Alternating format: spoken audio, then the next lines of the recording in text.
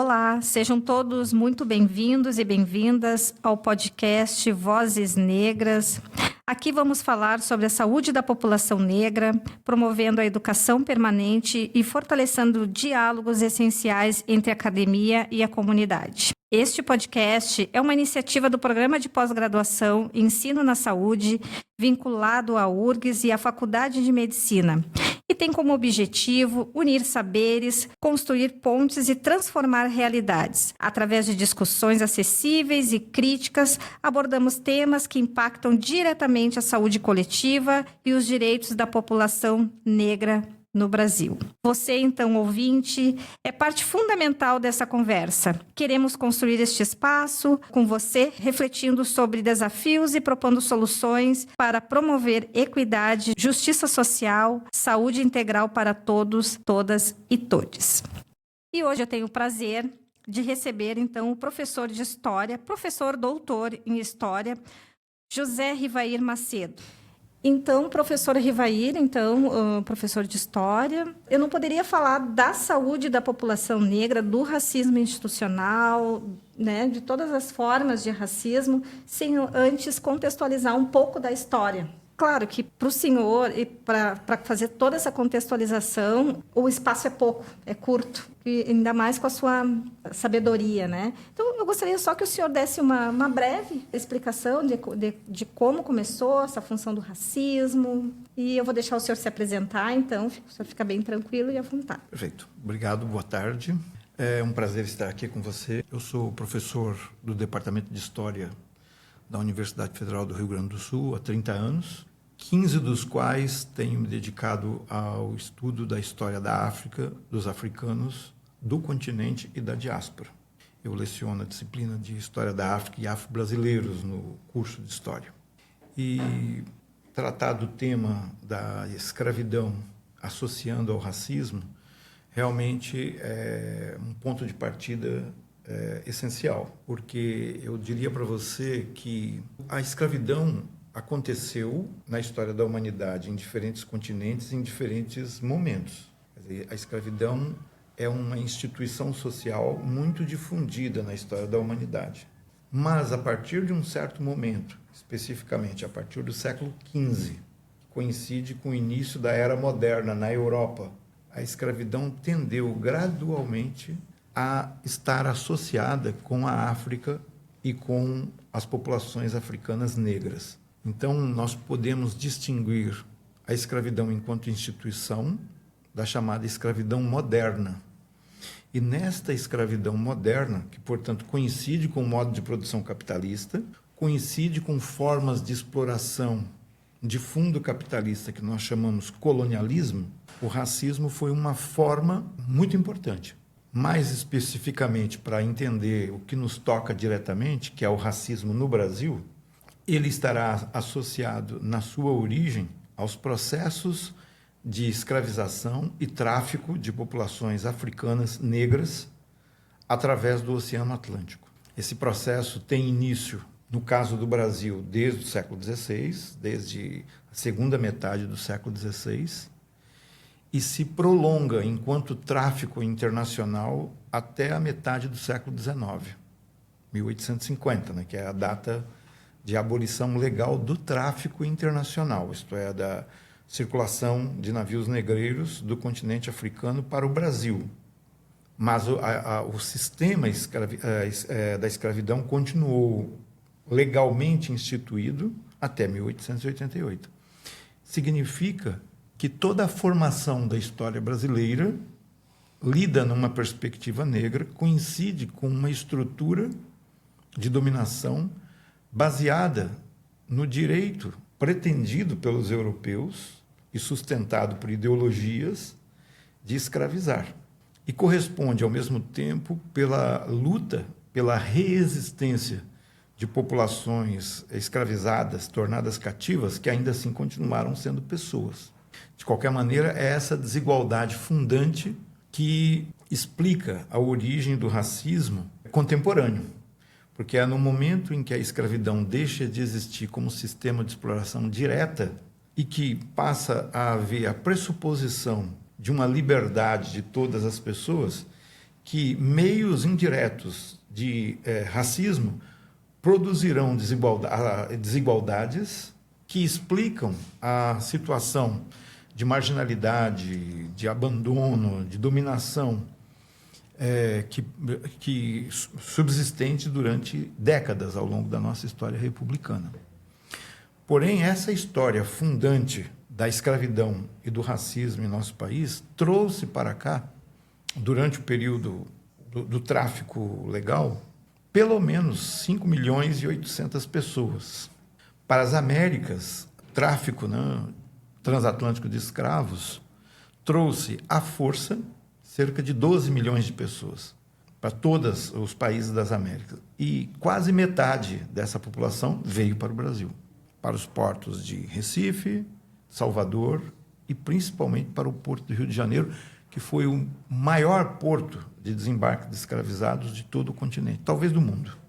Segundo um historiador chamado Luiz Felipe de Alencastro, até o século XIX, a proporção entre pessoas negras e brancas, naquilo que hoje nós chamamos de Brasil, era de 6:1.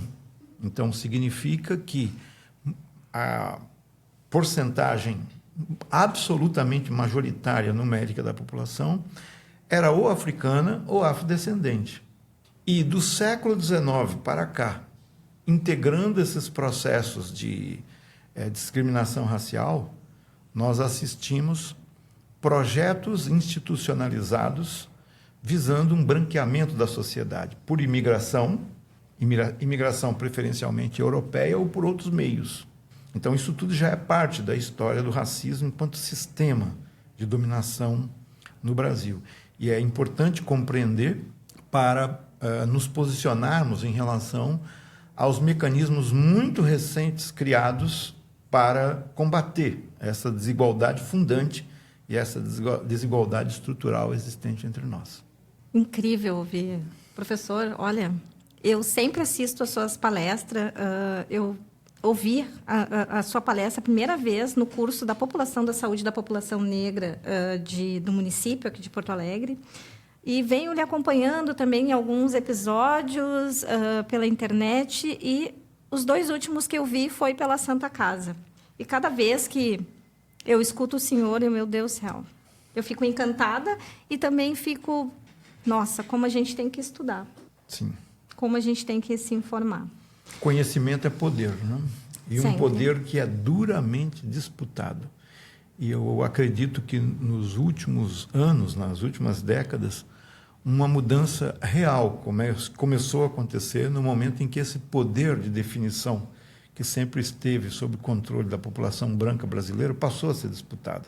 E já produz resultados significativos, muito ameaçadores, mas que são, em última instância, muito benéficos para a sociedade como um todo. Porque se o Brasil, sem a integração completa das populações negras e indígenas, é o país que tem o destaque desfrutado no mundo, imagina quando todo o potencial que ele tem vindo da matriz europeia branca e da matriz africana indígena, da matriz indígena, puder ser congregado e articulado. Realmente nós poderemos ser um país de fazer a diferença para o mundo, de verdade. Sim. E não como cópia, né? Em que muitas vezes as nossas elites imaginam que seja o nosso papel representar. Então, professor, com a história escravocrata, como é que ela influenciou as condições de saúde do negro no Brasil? Na sua visão, como a escravidão afetou a saúde mental e física do negro no Brasil? Sim. Durante muito tempo, houve no Brasil uma discussão por parte do meio médico, né, do meio científico, sobre as chamadas doenças de negros. E essa visão estava muito associada à ideia de que os negros trouxeram doenças do continente africano. De fato, tem algumas situações Sim. em que há determinadas... Como qualquer etnia, né? Sim, doenças específicas, né? Então, isso efetivamente acontece. Porém, tinha um componente já de desprezo nessa expressão, né? E tinha também uma certa discriminação da própria corporeidade da população negra. Então, tinha vários elementos associados a esse discurso. Mas não há dúvida que as condições a que a população negra foi exposta pelo sistema de escravidão e o abandono completo, né? Na verdade, como diziam os cronistas do período colonial, né? O escravo é a mão e o pé do senhor. Ele faz tudo e leva, né, toda a sociedade nas costas. Mas ele em si, ou ela em si, se nós estamos falando da pessoa escrava, ela não tinha qualquer retorno, não era objeto de qualquer cuidado. Então, aquilo que foi durante muito tempo considerado como doença de negro, o problema do negro, na verdade, advinha da situação a que essa população foi exposta, a essa condição para a qual não houve retorno qualquer. Nós sabemos muito acerca de médicos que defenderam ideias como essa. Por exemplo, um médico chamado Raimundo Nina Rodrigues, que é tido como um dos criadores, né, dos estudos sobre escravidão e sobre população negra no Brasil. Mas nós sabemos menos sobre médicos negros que, desde o início do século XX, faziam essa associação da herança da escravidão para a situação social, para a situação também física, da saúde da população negra, tanto da saúde física quanto da saúde mental. Um desses casos é o Juliano Moreira, né? O médico Juliano Moreira, que lá pelos anos 1918, 1920, já estava defendendo essa tese. Então, na verdade, a população negra, nessa circunstância como noutras, esteve numa situação de desigualdade absoluta e teve que procurar por seus próprios meios a busca pela saúde, e que foi encontrar através das práticas religiosas de matriz africana. Durante muito tempo, as pessoas a quem eram destinada, né, a prática de cura eram chamados pelas pessoas brancas e pelas autoridades como feiticeiros, mas pela população de modo geral, essas pessoas seriam ritualistas, sacerdotes, chamados calunduzeiros. A prática do calundu, que é uma prática de cura espiritual, como continuou a acontecer depois do século XIX para cá, com as casas, né, religiosas de matriz iorubá, Nagô, o Ajafon, e continua a existir até hoje, né? Eu acho que o cuidado e a saúde física e espiritual continua, em grande parte, né, como preocupação e como cuidado desses espaços religiosos, que foi o que aconteceu desde o período da escravidão, né? Mas, por outro lado, as próprias condições, né, da população negra são condições de desigualdade históricas, em decorrência dos maus tratos, em decorrência, enfim, de tudo aquilo produzido, né, pela estrutura escravista. Só que eu acho que nós não podemos pensar que o escravismo seja um fenômeno que inferioriza a população negra. Pelo contrário, o que nós assistimos ao longo do século XX é que, ainda nessas condições de desigualdade, estratos da população negra ascenderam a determinadas posições e disputaram espaços e continuam disputando espaços de desigualdade recorrente.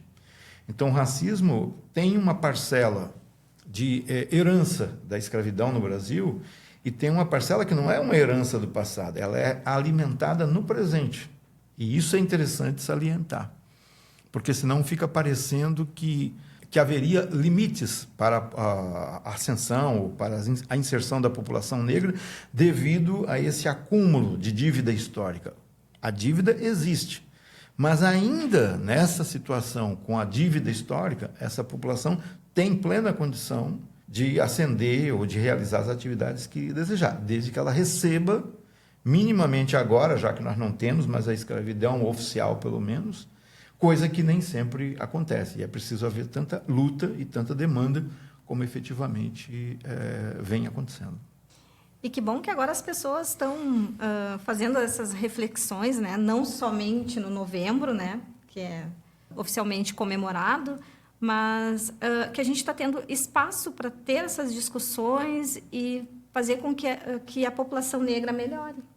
Exatamente. E esse é o intuito também do meu trabalho, discutir essas iniciativas, essa educação permanente para dentro dos espaços, para dentro do hospital, no âmbito hospitalar.